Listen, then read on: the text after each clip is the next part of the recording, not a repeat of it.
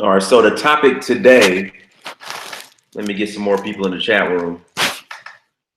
The topic today is how are you going to have a Jollof cookout or Jollof competition and the Senegambian version of Jollof not be in the competition? You cannot have a credible Jollof cook-off and not have the Senegambian version of Jollof in the actual competition. That doesn't make any sense. You can't do that.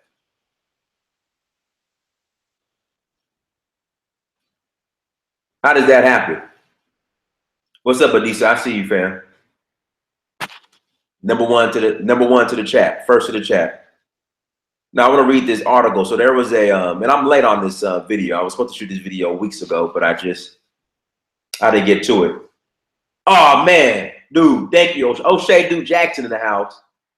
O'Shea. Appreciate that, fam. Appreciate that, brother.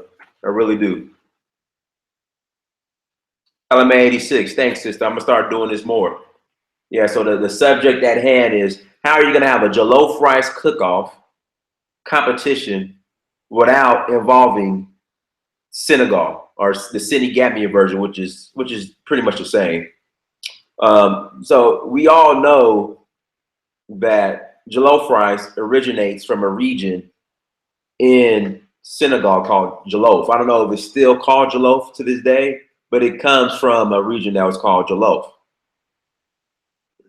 So usually when you have these petty Jollof wars or Jollof competitions, it's always between Ghana and Nigeria, which in the grand scheme of things, in all honesty, neither one can light a candle or even, they don't even come close to the Senegambian version in regards to taste. Senegambian tastes better. They're the best. Everybody knows that. But they continue to have these petty Jollof wars because they know at the end of the day, the Senegambian version is better. That's why they try to not include the Senegal or Gambia or Senegambia in the actual Jollof contest. So let me read this article to you guys real quick. So on July 2nd, in Maryland, I believe it was DC or near DC, there was a Jollof cook-off. So the winner of the Jollof Festival was Nigeria's Miss Atunuki Ogunsalu of Queensway Restaurant and Catering in Maryland, USA. So she won it. But let me read this article. So Miss Ogunsalu put skeptics to shame with her win and proved to all that Nigerians can indeed cook jollof. When she secured her country the win at the event, her competitors, now this is the point, this is the part that I was like, nah, then this is not a legit win, or this is not even a legit competition. Her competitors at the event were Cameroon, Ghana, and Sierra Leone. You're missing Liberia, and you're missing Senegal and Gambia, but it's the same. In my honest opinion, when we talk about who has the best jollof, it's going to be Senegambian, Sierra Leone, Liberian, and then you get, I would say, Nigeria, and then Ghana. Ghana's number 5. So by you not even including the Senegalese in this contest, your first place medal is incredible. It's not credible. That's like having this, you go into the playoffs, or you go to the Super Bowl. Do New England Patriots make it to the Super Bowl? You got to play the New England Patriots. But for some odd reason, the NFL, they changed their mind and say, hey, we're not going to invite you this year. Even though they won, even though they made it, even though they're the past champions, even though they made it to the Super Bowl, the NFL says, you know what? Patriots, you can't play. Instead, we're going to allow the Bills to play in the Super Bowl. In my honest opinion, even though the winner of that game will be the Super Bowl champion, That's not a legit championship, in my honest opinion. So you cannot claim to be the Jollof champion and Senegal not partake in the festivities or in the contest. So Jollof is cooked in a single pot with rice and a tomato-based stew plus preferred meat, fish or poultry. It is very popular the world over, especially among West Africans, which is true. I never had an East African version of Jollof. Never had it. I've been to Kenya, Tanzania. I know they don't have it in South Africa. I know they don't have it in Namibia. So this is definitely a dish, a West African dish.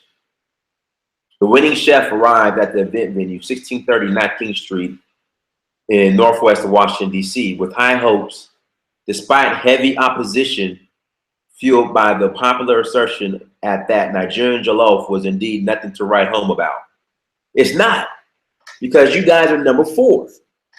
Nigerian Jollof is number 4. You got, again, Senegambian, Sierra Leone, Liberia, then Nigeria. You guys are number 4. And Liberia and, again, Senegambian wasn't even the contest. A good number of the over 600 people that attended the Jollof Festival had high expectations of Team Ghana Jollof to win. How? Ghana, the name Jollof is number 5. It is number 5 on the list.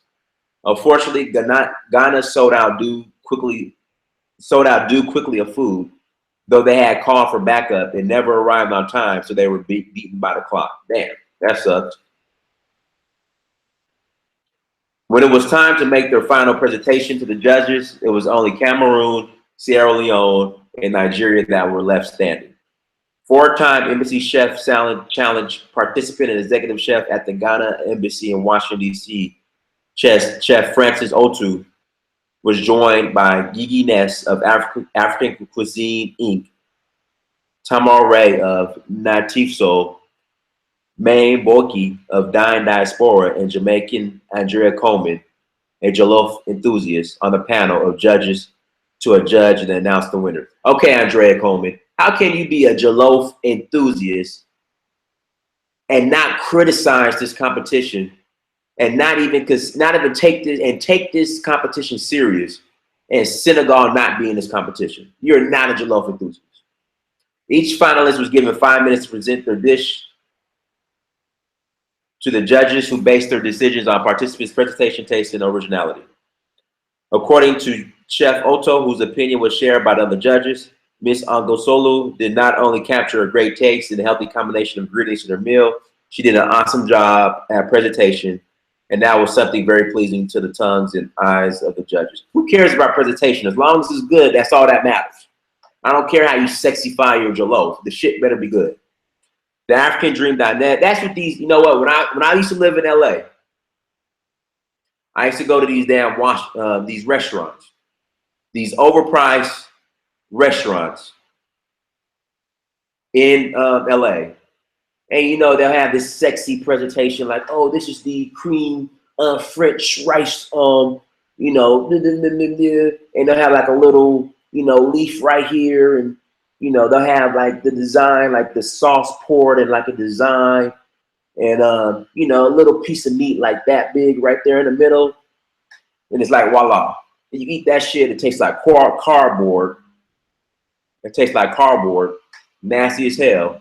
But the presentation was off the chain, but the taste was disgusting. I could give a damn about presentation. The taste better be good. The bunker, I don't, but I'll look it up. Now, the thing is, the bunker, I want to say Houston has the second highest population of Nigerians outside of Nigeria to Houston. But I don't know. So I know you get some Nigerian Jollof, but as far as Senegalese, I'm not sure. You probably, I don't know. Good luck in finding a Senegalese restaurant in Houston. I guess you could Google it or look it up, but I doubt it. But they got plenty in Atlanta. In fact, I'm heading to one when I leave here, or when I finish this video. Let me finish the article. Newly crowned Jollof Festival champion Miss Angosalu told TheAfricanDream.net that she was glad to have carried the day for Nigeria and felt that people can now actually jump off the fence and try Nigerian Jollof for themselves instead of being prejudiced. The winner walked away with $1,000 co-working services from event partner IO Spaces and an opportunity to become a chef at Jollof Caviar, an upscale African fusion restaurant opening in Washington, D.C. in 2019. Upscale. That means overpriced African food, which is cool. Get your money, but the shit better taste good. Afropolitan Insights is a collective of young Africans, African Americans, and Caribbeans from Africa and in the diaspora who curate events, create spaces for cultural exchange and social dialogue, celebrate diversity, innovation, and ideas. The Jollof Wars will continue at the Jollof Festival NYC on July 23rd, where organizers are determined to ensure all competitors participate in the competitions. Good. So again, if you're gonna have a Jollof Festival, Senegambian better be there in full effect, representing. To find out more about the premier Jollof Festival, follow the Jollof Festival hashtag online on Twitter, Instagram, and Facebook as Jollof Festival. We need to do something like that in Atlanta. We need to have a Jollof Festival here in Atlanta, fam. That's what we need to do. Because everybody's here in Atlanta. Everybody. Cameroonians, Sierra Leoneans, Ghanaians, Nigerians, and Senegalese, Senegambians. They're all here. So we need to have a Jollof cook-off, Jollof competition here in Atlanta soon. I can't be a judge because I'll be biased towards Senegambian, because in my honest opinion, that's the best. That is the best Jollof. I don't know what they put in the Jollof, but that shit is good. I mean, I've watched them cook it, but I've never seen, I don't know the actual ingredients, but the Jollof in Senegal is the best on the planet. So again, how can you have a Jollof competition without Senegambian Jollof? That is like having going through an NFL season and not allowing the previous NFL champions to participate in the season. There we go. Or the previous NFL champion, the Patriots, they get to the playoffs and then you don't allow them to participate in the playoffs. How does that happen? So this, and I don't want to hate. I know I sound like a hater right now, but this Jollof cook-off that was in DC, this Jollof war, is not credible because no one from Senegambian was represented, so it's not credible. What's up, Victor? But do they have organic or brown rice? Black people must get away from white rice. Victor, I'll say this: the white rice, unless it's shipped from China in Africa, is not that bad. I've never had a version with brown rice, but I do agree somewhat because I'm not even sure. In fact, let me step back for a second. Even the rice in Africa is imported, so which is another issue altogether. Africans don't even eat rice from Africa. Because I know you guys heard of the stories of this Chinese plastic rice coming into Jamaica and parts of Africa, especially in Jamaica. I know that Chinese plastic rice is heavy in Jamaica. So yeah, you make a good point. I would trust the white rice if it was grown by Africans. It's not that bad. I would think it would not be that bad.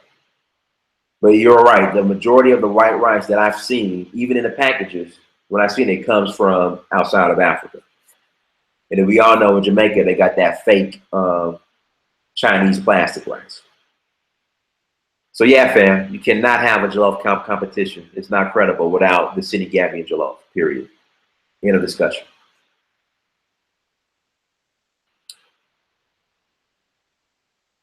Yeah, the fake Chinese rice that they ship to Haiti. Yeah, all of them getting that fake plastic rice. All of them. Any questions, fam? Anything you guys want to cover? You got any questions? Also, I got the super chat going. You guys want to contribute? No, jollof rice is not the same as jambalaya. I take that back. Hold on, let me back up for a second. I would say this: the Ghanaian and Nigerian jollof, it has a similar taste to jambalaya, but it's definitely not the same. But you do have like that tomato type of taste to both. So yeah, appreciate it, O'Shea. O'Shea Duke Jackson in the house. Yeah, donate, like the video, share it. Make sure you guys follow me on social media as well. Search for Uhuru on Instagram. You guys know I have Africa Personified. I'm still going to do a book, a coffee table book, but instead of waiting, I'm just releasing the photos now. Just traveling throughout Africa, I've taken thousands of photos, literally. So, I went on and started putting the photos out on Instagram. Yeah, I'm on Facebook too. Search for Uhuru. I'm on pretty much all social media platforms. So instead of just waiting to do the coffee table book, which I'm still going to release, I just went on and put the photos up on Instagram, and they're on also on Twitter and Facebook. We're really on Instagram, so you can have that. I'm African American. I'm a displaced African. That's what I am, a displaced African. So yeah, so make sure you guys follow me on Instagram, like the photos, share the photos, share the videos. I appreciate the support, everybody that came in the chat, the live chat. Just have to get that off my chest. So, y'all, I'm about to get out of here. Enjoy your Saturday. I'll probably come back later on today. Me and O'Shea will probably get on tomorrow. But I appreciate the support, fam. Thank you. Really mean it. Dinus Amir. Till next time. Also go to dinusamir.com. Go to searchforuhuru.com. And then make sure you go to amazon.com and search your name, Dinus Amir, and support and buy some books. Dinus Amir, appreciate the love. Till next time. Peace.